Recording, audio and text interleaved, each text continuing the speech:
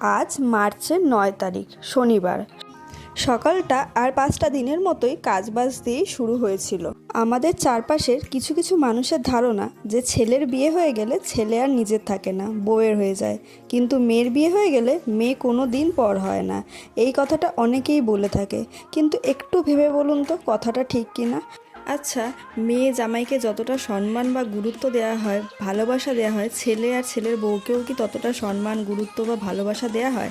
মেয়ের বাচ্চাদের যতটা ভালোবাসা হয়, ছেলের বাচ্চাদেরও কি অতটাই আসলে ভালোবাসা হয়? তো সারাদিন সবাই মিলে বাড়ির সমস্ত কাজ করে নিয়েছিলাম, আর আজকে রাত্রিবেলা ছিল আমাদের রান্নাঘর থেকে একদম ছুটি।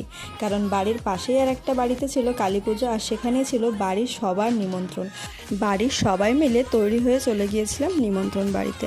সেখানে গিয়েই পেয়ে গেছিলাম মায়ের দর্শন, তারপরে প্রসাদও নিয়ে নিই। বাড়ি ফেরার সময় হচ্ছিল মায়ের আরতি, সেটা দেখে আমরা সবাই মিলে বাড়ি চলে আসি।